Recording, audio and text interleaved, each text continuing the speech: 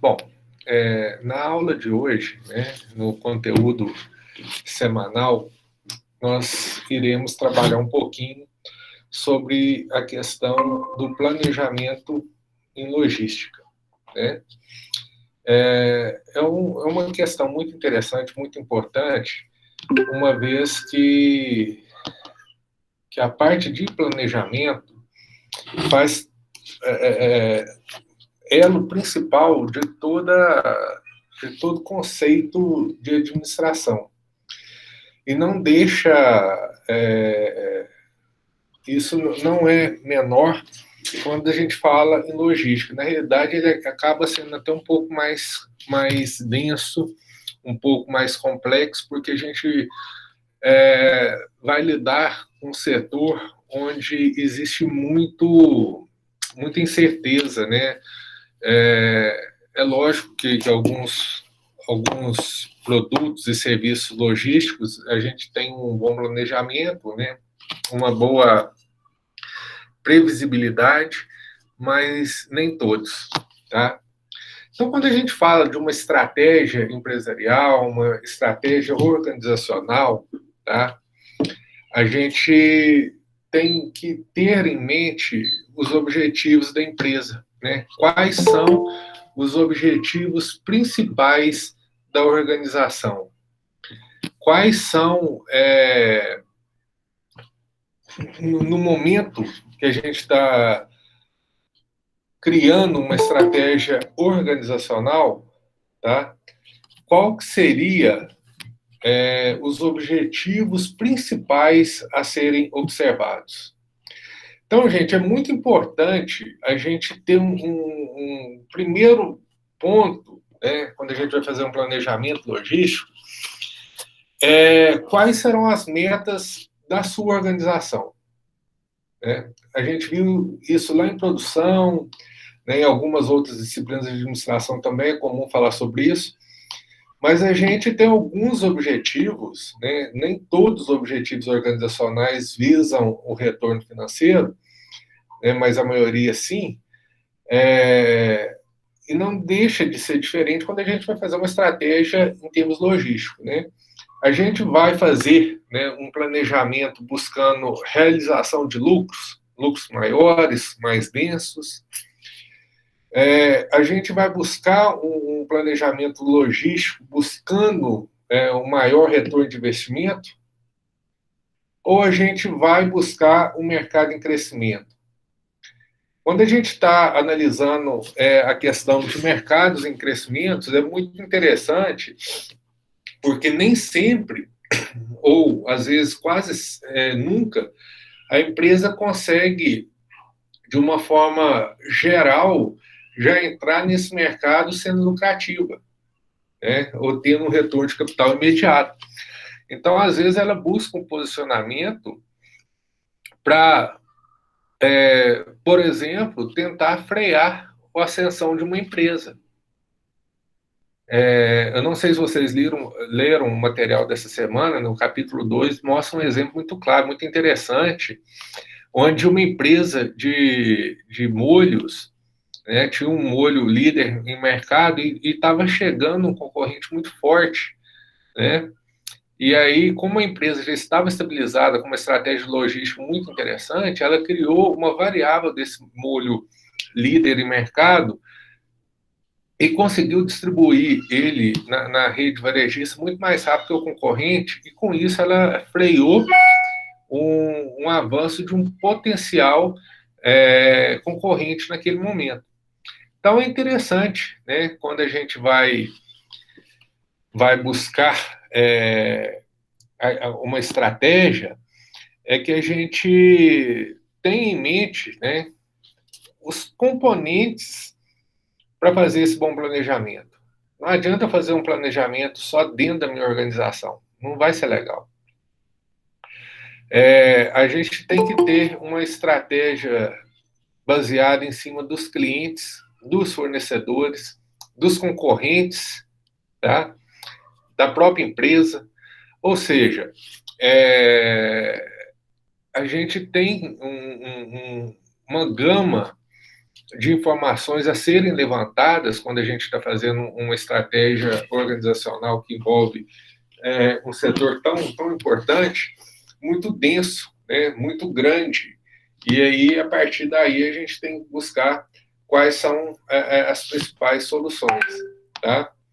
Por quê? Quando a gente fala, se a gente pega aqui, né, essa análise de estratégia logística, primeiro ponto, como eu falei lá no início, é que existem alguns fatores que estão aquém do controle organizacional, tá?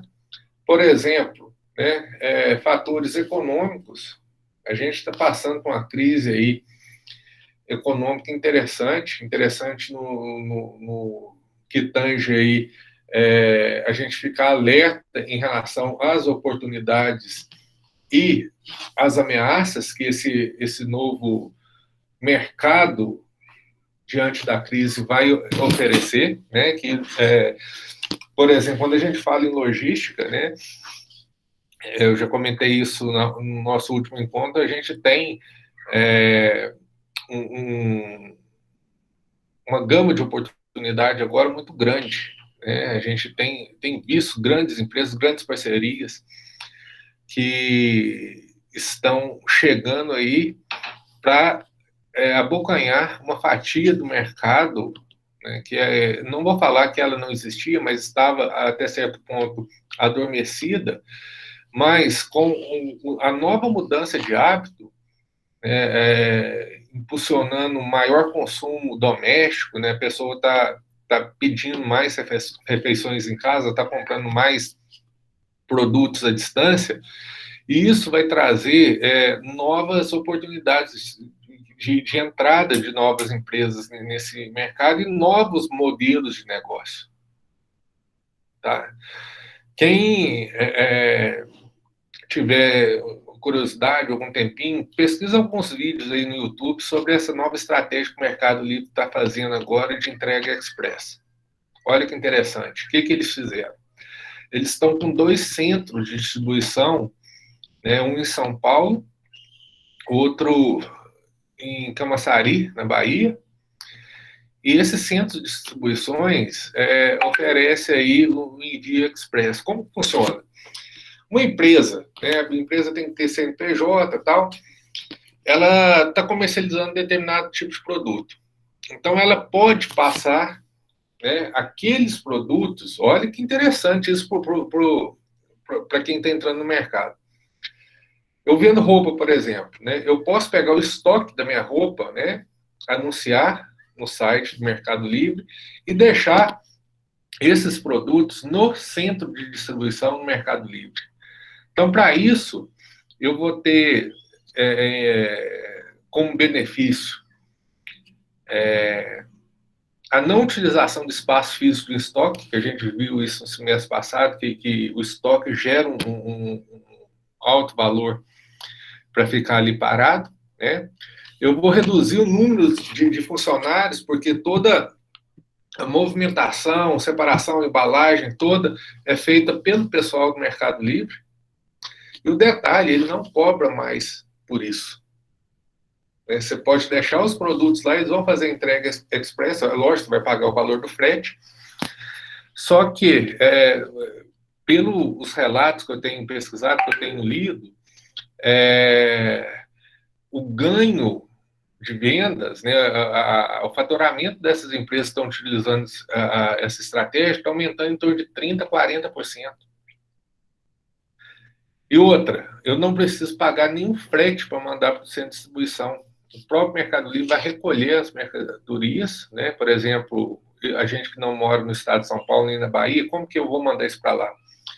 Passa o transporte deles, vão recolher a mercadoria e vão mandar para o centro de distribuição. Você tem, por exemplo, dentro do centro de distribuição, como se fosse uma filial do seu negócio. É muito interessante a estratégia. E como que essa estratégia chegou? Ela chegou diante de um nicho de mercado. Que vocês, se leram o material, estão vendo aí que o nível de serviço logístico está cada vez mais exigente. E o tempo de espera hoje é fundamental para que isso para que gere uma satisfação no consumidor. E essas parcerias, né, que estão sendo criadas, se abrangeu também para grandes empresas de logística. Por exemplo, a Azul Linhas Aéreas, ela está com a parceria com o Mercado Livre também para fazer o transporte dos materiais via aéreo. E já foram arrendados alguns outros, já fizeram outras parcerias com empresas aéreas cargos, principalmente lá do Rio Grande do Sul, também fazer o transporte de carga. Então, alguns estrategistas, o pessoal de mercado, tem falado muito que o Mercado Livre, daqui a alguns anos, será a nova Amazon, né? A Amazon tem esse formato lá nos Estados Unidos, inclusive com aviões e carretas, frota própria de transporte, né? No mercado norte-americano ela é muito grande, né? E a tendência é que aqui siga o mesmo caminho.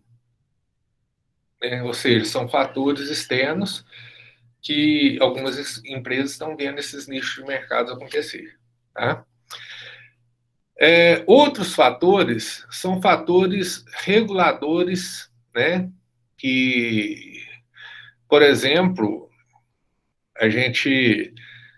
o ano passado, final do ano passado, nós vimos uma crise, entre aspas, né, de demanda de arroz. Né? O que estava acontecendo? O arroz estava sendo, a maioria dele, mandado para fora devido ao alto custo do produto, do dólar. Né? O dólar estava muito valorizado, o produto automaticamente se valorizou muito e o mercado interno acabou ficando, vamos colocar aí, não ficou desabastecido, mas ficou com um preço muito alto. Então, houve aí algumas normas, né, dos poderes executivos que criaram regulamentos que impediam, né, a demandada desse produto, ou seja, dificultavam um pouco a exportação desses produtos. Tá? Outros fatores também a gente não consegue regular são os fatores tecnológicos, né? Esses vídeos que eu tenho postado na plataforma, ou vocês, né, podem até dar uma olhada e a gente vê que os meios tecnológicos estão cada vez mais presentes na movimentação de estoque, na organização, no planejamento. Hoje se utiliza pads, utiliza tablets, utiliza vários instrumentos, né, para que esse controle seja mais efetivo. E que novas tecnologias chegarão amanhã? Né? A gente não tem total controle sobre isso. Quem diria há 10 anos atrás que a gente teria um sistema de fazer roteirização tão eficiente como nós temos hoje de graça? Um sistema de roteirização há 10, 15 anos atrás era muito caro. Né? E outro fator também que a gente não tem acesso, a gente não tem controle, são em relação aos concorrentes. Né? O que ele está buscando de novo, de novidade, né? O que meus concorrentes estão planejando aí para o meu nicho de mercado. Então, a partir daí, né, aí a gente tem um triângulo, vamos colocar assim, né, que vai ser o marketing fazendo pesquisa de mercado e ver o que o mercado precisa, qual que vai ser o nível de satisfação ideal para me entender determinado fatia de market share, o que eu vou colocar de produto novo, né, no mercado e qual que vai ser a logística que eu vou adotar. Isso tudo tem que ser balizado na outra ponta dessa pirâmide, que seria o setor financeiro. Não adianta eu querer, por exemplo, fazer entrega. Vou dar um exemplo que também está no livro de vocês, se vocês leram o material. Não sei se todos conhecem, mas em Juiz de Fora, por exemplo, existe essa franquia, né, a Domino's Pizzaria, e nos Estados Unidos ela é muito forte, né, ela é muito grande mesmo, inclusive ela está tomando uma fatia considerável da Pizza Hut, que é uma das franquias mais famosas do mundo, e ela adota uma estratégia logística muito pesada, principalmente nos Estados Unidos, né? Por exemplo, se você receber sua pizza, né, o seu produto, é lógico que eles vão te dar um tempo estimado, se você aceitou aquele tempo, se atrasar 1 segundo a entrega, eles vão te dar um voucher, né, uma multa de $6. Parece que é $6. Ou seja, eles garantem, então, a satisfação da entrega naquele tempo programado. Olha que interessante. E a própria Pizza Domino's, isso não está no livro, mas se vocês pesquisarem nos vídeos, vocês vão achar, ela já está entrando no modelo de entrega nos Estados Unidos com drone. Ela está criando centros de distribuições em grandes metrópoles, né? Em vez de abrir 10, 15, 20 lanchonetes, né, eles estão criando uma grande lanchonete e manda as pizzas prontas por drone até um centro de distribuição perto dos clientes, e a partir dali ele vai fazer a entrega. Então, ou seja, são estratégias, não faltam, né? Hoje nós temos muita tecnologia, nós temos muitas novidades que podem ser utilizadas de parcerias, e aí cabe a gente olhar para dentro da organização, né, a saúde financeira dela, e ver se ela realmente está disposta a entrar nesse nicho de mercado e como que vai ser essa estratégia de entrada. Isso é muito importante. Então, uma boa estratégia logística, gente, vai envolver vai exigir um emprego muito grande desses processos criativos, porque, voltando, né, o que a gente falou lá no início, né, a gente tem 3 objetivos muito específicos, que primeiro deles, a redução de custos, redução de capital, né, e a melhoria do serviço. Então, são 3 pilares. Tá? Quando a gente está falando em redução de custos, a gente tem uma estratégia voltada para o enxugamento dos custos variáveis relacionados ao transporte e armazenagem. O que é custo fixo? O que é custo variável? Tá? O custo fixo, como o próprio nome já diz, né, é muito difícil a gente trabalhar ele, porque ele é fixo, né? E geralmente é aluguel de armazém, salários e coisas desse tipo. Mas o variável a gente consegue, né? Como que a gente pode trabalhar e atacar na redução dos custos variáveis? Tá? A gente pode escolher, por exemplo, áreas menos nobres para colocar os armazéns. Né? A gente pode selecionar um melhor modo de transporte. Às vezes, a gente tem como opção somente o transporte rodoviário, mas às vezes a gente consegue um frete praticamente o mesmo preço, dependendo da quantidade e volume de coisas que você vai mandar, pelo transporte aéreo, e às vezes a gente tem, em cima desse transporte aéreo, uma melhor satisfação, né? Você melhora a qualidade do seu serviço. E com isso, né, a gente consegue melhorar também a lucratividade da organização. Tá? Quando a gente está falando para redução de capital, né, que é uma outra estratégia de posicionamento logístico, tá?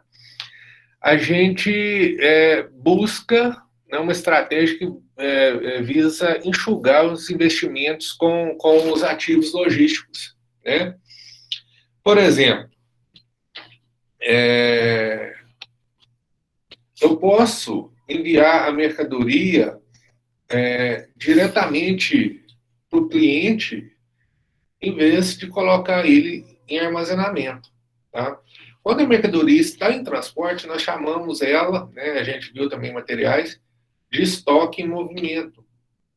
Então, se eu conseguir movimentar essa carga minha numa velocidade maior, gerar o meu estoque, eu consigo diminuir o fluxo, o volume do meu armazém, do meu armazenamento, consequentemente, a gente reduz os custos. No livro de vocês, no material, ele até coloca o exemplo, né, de armazéns públicos e armazéns particulares. Né?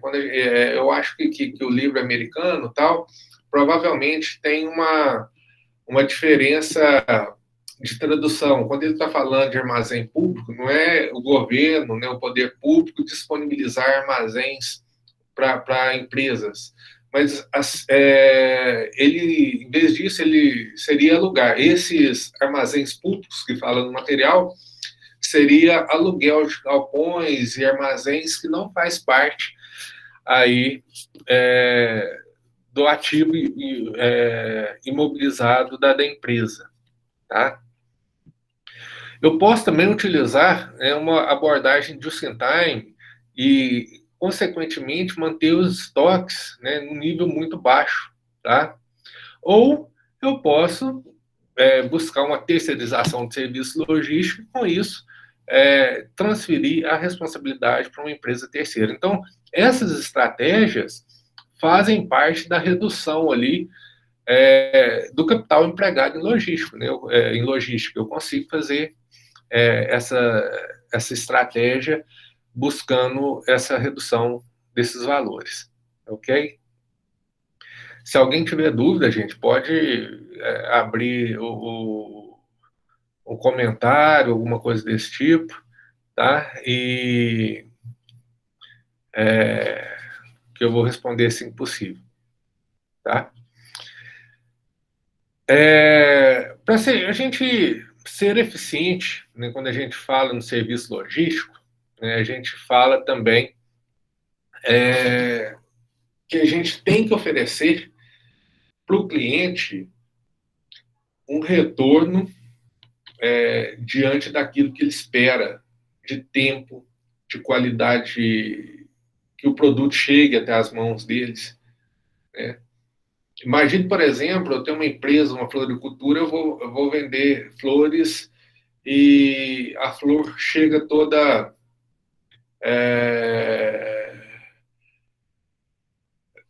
toda despedaçada lá no cliente final. Né?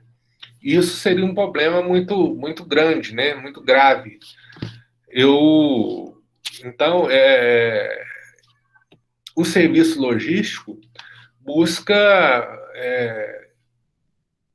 dar ao cliente aquilo que ele espera do que foi contratado, né? Que o produto chegue bem embalado, que ele chegue perfeito, sem nenhuma avaria, né? E, consequentemente, vai gerar uma satisfação. Eu gosto de dar alguns exemplos que aconteceu, até que uma ex-professora aqui do Instituto, né, hoje ela era professora de zootecnia, hoje ela está na UFMG, e ela era minha vizinha na época, e o que aconteceu? Ela comprou uma geladeira e um fogão de uma grande empresa aí, eu não vou citar nome, mas empresa do comércio eletrônico, e essa empresa, na entrega, ela amassou, né, ela fez um pequeno amassado, coisa de 1 centímetro, na lateral da geladeira. Bom, né, essa professora entrou em contato com a loja, aquela coisa toda, né, falando que tinha danificado na entrega. A empresa, ela mandou outra geladeira e outro fogão para ela. Olha a falha do processo de logística reversa dessa empresa. Estragou a geladeira, e eles mandaram outra geladeira e outro fogão para repor aquela geladeira. E o pior, não recolheram os itens que tinham sido entregues. Quando eles trouxeram os itens novos, ela né, pediu para que eles retirassem, que ela morava num apartamento pequeno, coisas desse tipo. A empresa não levou e ela teve que acionar o PROCON, teve que acionar a justiça para fazer o desfazimento desses bens. Por quê? Ela ficou com 2 geladeiras, 2 fogões numa cozinha de apartamento pequena, né? E a empresa não retirava esse produto. Aí, por fim, a justiça falou que ela poderia doar, vender, fazer o que ela quisesse com os itens antigos, que ela estava resguardada por lei. E assim ela fez. Então, a empresa teve,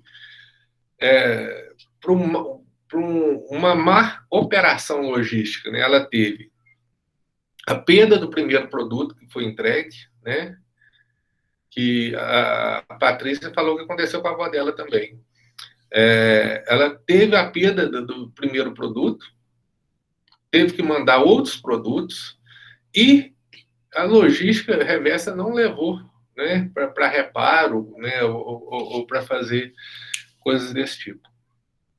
E gerou uma satisfação gigantesca no cliente, porque ele estava com problema de espaço e ele estava fazendo papel de armazém para a organização. Então, gerou uma série de efeitos em cascatas que geram um mal-estar gigantesco aí com o consumidor. E isso a gente tem que evitar. Em qualquer estratégia logística, a gente tem que evitar essa situação. Tá?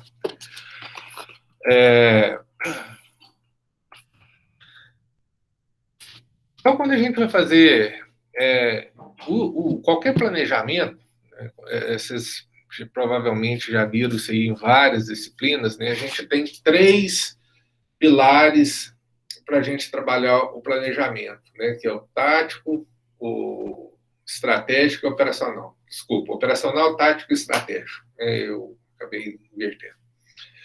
Quando a gente fala em planejamento estratégico, a gente está falando de um horizonte temporal a longo prazo, mais de um ano, por exemplo. Né? Aquisição de um novo galpão para centro de distribuição, ampliação das rotas comerciais, e assim por diante. Quando a gente está falando num planejamento tático, seria um planejamento a médio prazo, fazer alguma parceria com algum parceiro comercial, alguma empresa de transporte, coisa desse tipo. E quando a gente está falando num planejamento estratégico de modo operacional, a gente está falando de coisas a curto prazo. Tá? São problemas que vão acontecer em tempo real. Né? São problemas que você tem que enfrentar naquele momento que possa estar acontecendo determinadas situações. Tá? Eu vou tentar. Tá dando um errinho aqui para compartilhar minha tela. Acho que agora vai dar. Deixa eu ver aqui.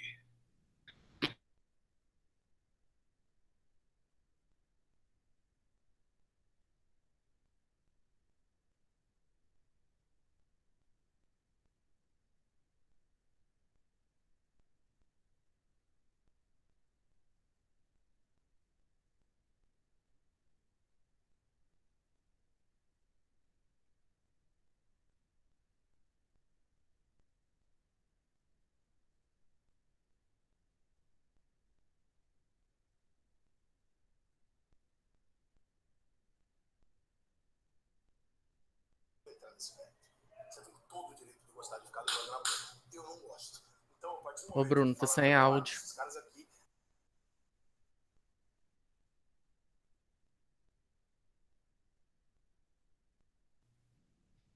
Tá. Tá me ouvindo agora, gente? Tá me ouvindo? Sim. Sim. Beleza. Então, gente, essa figura também eu tirei do livro. Os planejamentos operacionais, nós temos decisões a serem tomadas a curto prazo, curtíssimo prazo, questão de horas, de dias. Por exemplo, quantidade, momento de reposição de estoque, de fazer o despacho, fazer as rotas, processamento de pedidos pendentes, né? Preparação de remessa, separação de pedidos, ou seja, são as ações que acontecem no dia a dia da organização, tá? Então, essas ações a curtíssimo prazo, nós chamamos ela de planejamento operacional, tá? É quase uma rotina diária dentro de um determinada, como que a gente vai colocar o termo aqui? Determinada quantidade de tarefas. Você tem um checklist, por exemplo, das ações operacionais do setor de logística. O que eu tenho que resolver para hoje? Tá? Eu vou ter que fazer liberação de compras, eu vou ter que fazer pedidos, eu vou ter que fazer rotação de estoque. Então, são essas ações operacionais que também merecem um planejamento em cima desse checklist, por exemplo, né, essa configuração aí de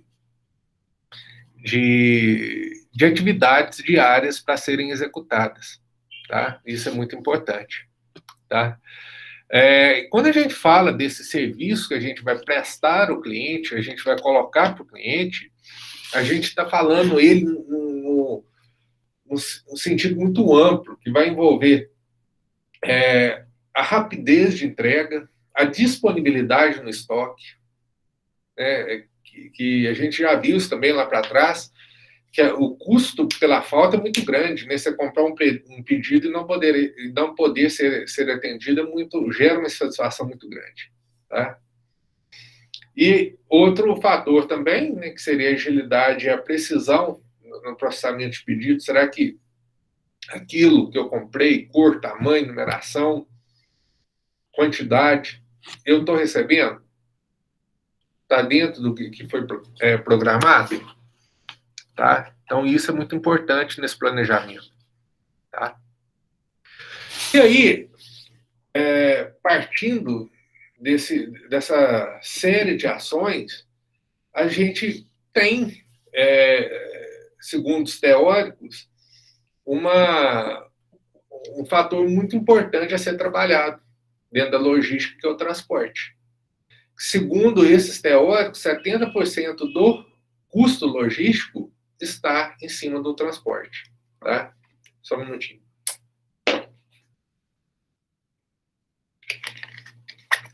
Então, a gente tem que buscar qual vai ser o modo de transporte multimodal, único modal, qual modal que vai ser utilizado, qual que vai ser o volume embarcado, isso é muito importante, né? Se eu vou trabalhar com carga parcial, carga cheia, tá? Qual que vai ser a roteirização, qual que vai ser minha programação. Olha o tanto de decisões, tá? Por quê? Vamos imaginar, selecionei o modal, vai ser rodoviário.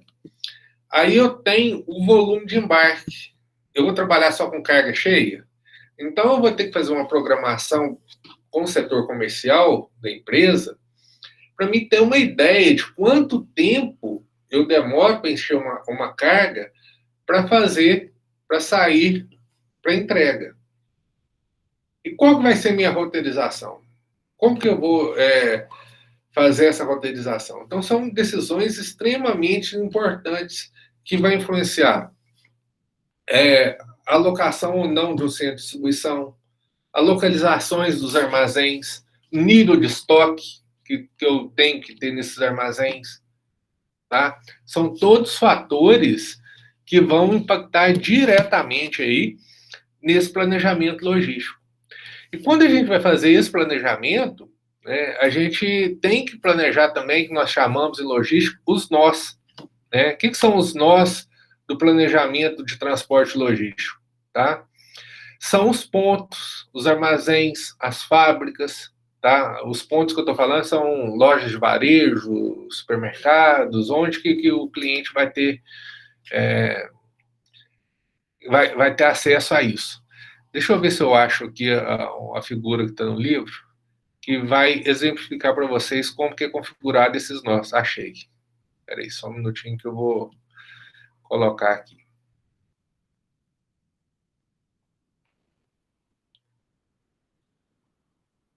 Olha, para vocês terem uma ideia, né? Isso aqui são, né, lógico, um mapa americano, né? São uma representação gráfica, né, de uma teia logística de entregas e os nós, tá? Do lado esquerdo da tela aqui, não sei se está dando para vocês verem, né?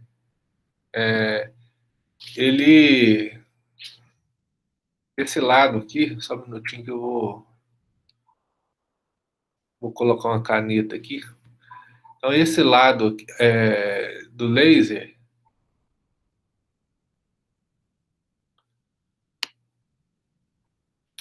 esse lado esquerdo aqui do mapa, são os nós de origem, né? Onde são as fontes de matéria-prima, né? As fontes de suprimentos, tá? Depois, nós temos aqui os nós intermediários, tá? São os centros de distribuições, os armazéns, tá? Os estoques. Ou seja, para mim sair do ponto de origem, que seria o nó de origem, né? Vocês notem que existem outros elos aqui até chegar aos nós intermediários, né?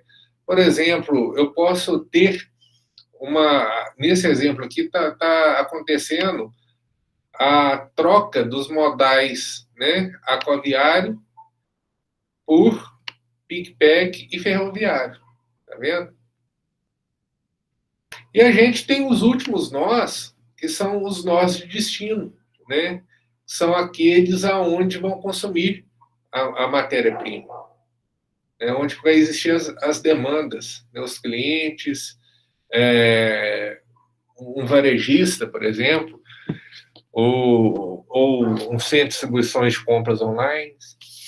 Então, esses nós são muito interessantes, porque se a gente tiver só o meio de entrega de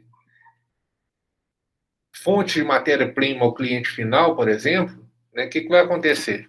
Ele vai ter um desgaste muito grande e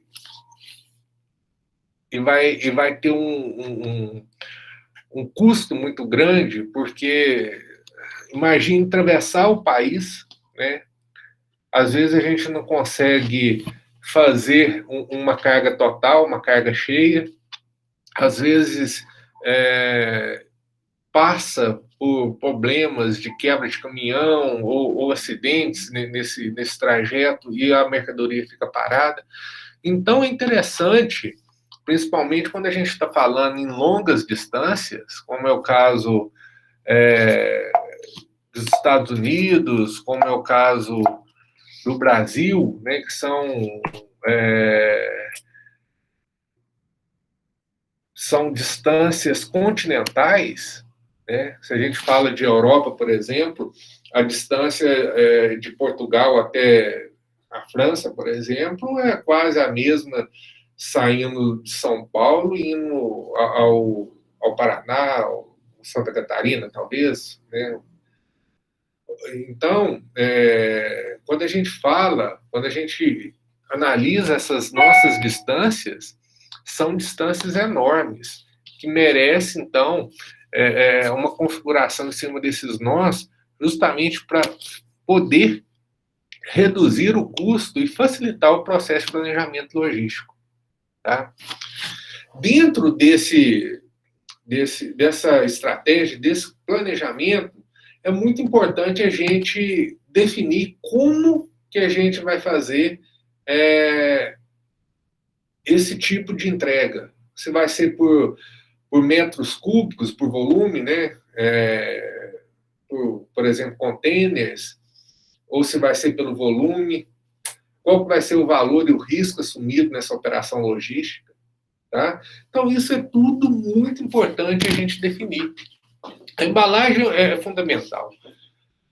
Vocês olhem aí 2 videozinhos rapidinho que eu postei, vai ajudar até no trabalho aí dos próximos 15 dias, justamente para exemplificar a importância da embalagem, porque ela ajuda a gente a fechar uma carga, principalmente quando a gente está trabalhando com carga aérea, que 10 centímetros que fique desocupado dentro de um porão de avião, você vai pagar muita grana por aquilo. Então, esse volume é muito importante a gente trabalhar em cima da embalagem para aproveitar o máximo de espaço possível, tá? Dentro dos veículos de transportes. Quando a gente altera uma característica desses produtos, a gente pode gerar um impacto também em cadeia para esses produtos. Por exemplo, vou mudar a cor de um computador. Eu trabalhava só com computador preto, agora eu vou vender preto e prata. Você vai impactar também em todo o sistema logístico. Por quê? Justamente porque você passa, em vez de ter um só produto a trabalhar, você passa a ter 2. Agora, imagine uma rede que trabalha com um catálogo de 40, 50 produtos, né? Toda alteração que é feito, né, vai impactar toda essa cadeia logística também. Porque a gente está falando de estoques, a gente está falando de vários outros fatores que envolvem esse custo, né, de se transportar.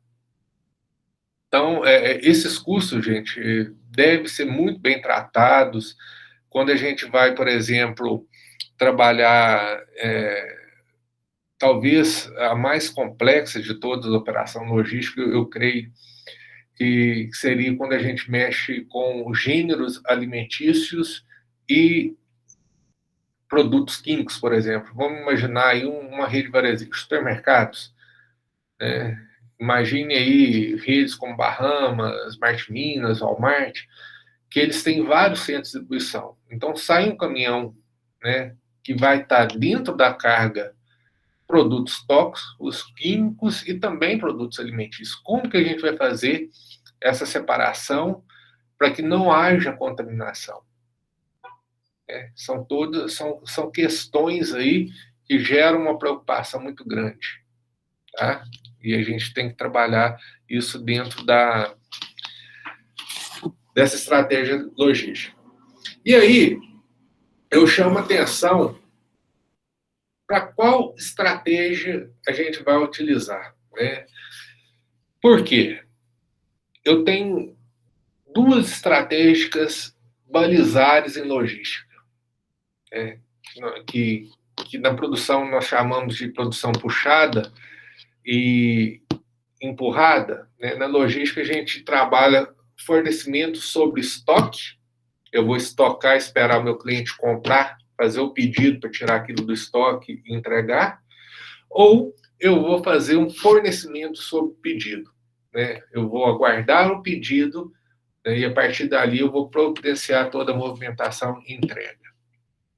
Aí eu tenho 2 estratégias muito distintas. Quando eu vou fornecer sobre estoque, a principal característica dessa estratégia é os suprimentos, né? Você tem que ter uma eficiência de estoque muito grande, né? É muito importante, né? Uma operação rentável com alto nível de estoque para garantir essa movimentação mediante demanda.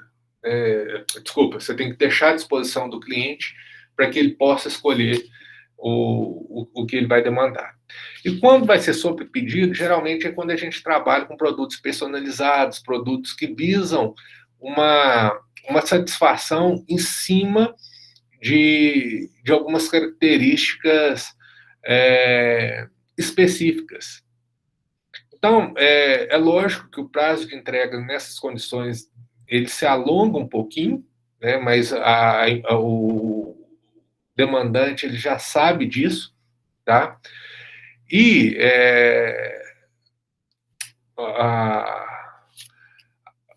a movimentação e montagem desses pedidos que existe uma certa personalização, eles vão demandar mais custos.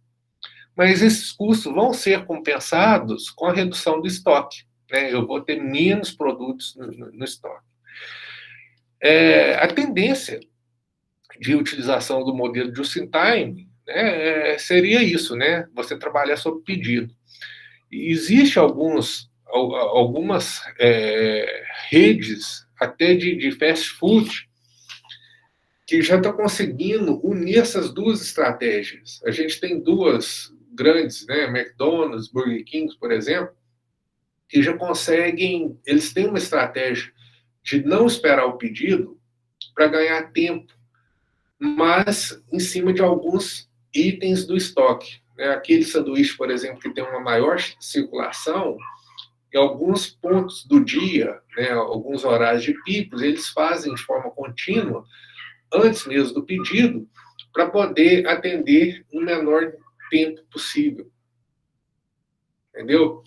Por quê? Porque o nome já fala, fast food, ele não pode perder tempo, então ele tem que prever algumas determinadas demandas, mas ele não pode trabalhar com estoque grande porque é um item perecível. Né? Um sanduíche frio ninguém vai comprar. Né? E se ele esperar o pedido, ele vai demorar. Então, você tem que trabalhar com uma estratégia muito interessante de produção e de movimentação de materiais para que você consiga atender esse nicho específico desse canal. Tá? Existem alguns produtos, né, vamos voltar a falar da rede varejista, que são previsíveis, que a sua demanda não é tão oscilante e a gente consegue aí uma certa facilidade no planejamento logístico. Por exemplo, arroz, feijão, gelatina, lâmpadas. Então, a gente tem ali um giro desses produtos de uma forma que é mais fácil planejar. Já nós temos outros produtos, como, por exemplo, um filme novo, uma roupa da moda, verão 2000 e X, ou seja, aí vai depender se aqueles novos produtos vão entrar ou não vão entrar na crista da onda, e aí a imprevisibilidade é muito grande, justamente principalmente quando a gente trabalha com lançamentos. Tá? E aí, né, o planejamento logístico acaba sendo bem complicadinho, né? Porque a gente não sabe, por exemplo, vai lançar um jogo, vamos imaginar aí, FIFA, que lança todo ano. Qual vai ser minha demanda de FIFA? Se eu sou um varejista de jogos, eu compro muito, aquele jogo fica no meu estoque, o ano que vem eu vou vender ele por 1/3 do preço. Então, são essas ações que a gente tem que prever quando a gente fazer esse planejamento logístico. Então, a gente tem que, voltando um pouquinho, 3 fatores interessantes. Fluxo de caixa. Né? A gente tem que ter o fluxo de caixa. Por quê? Já falei nas disciplinas anteriores. A empresa que tem um estoque muito alto, você tem um patrimônio ali, um ativo muito grande em estoque, mas às vezes você não tem rotatividade, você tem um problema de caixa muito grande, né? E aí você pode ter dificuldades para honrar os compromissos diários, como folha de pagamento, dividendos, salários, né? Ou seja, então você tem que trabalhar também o fluxo de caixa da organização.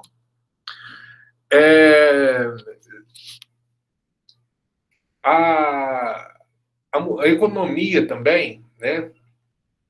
É interessante porque são fatores que a estratégia de você colocar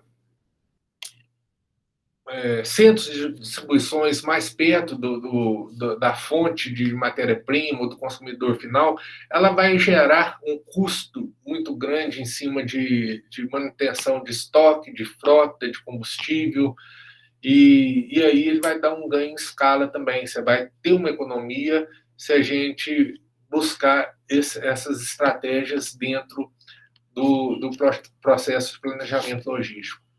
E o retorno sobre o investimento, né, é muito interessante porque ele vai te dar a eficiência da utilização do seu capital.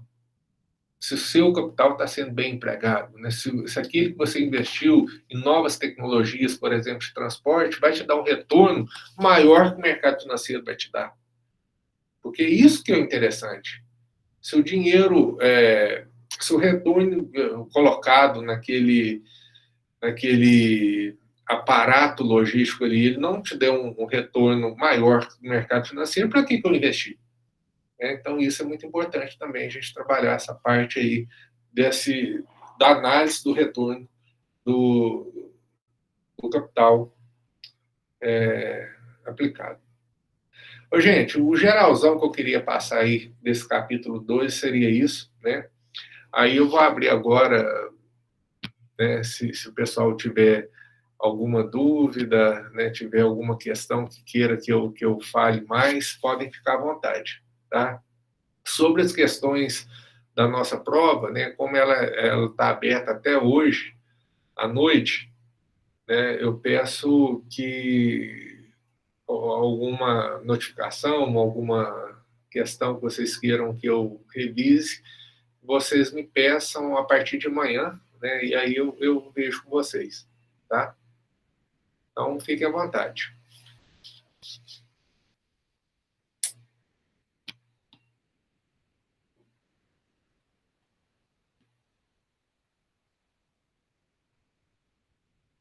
Ninguém? Ninguém tem dúvida?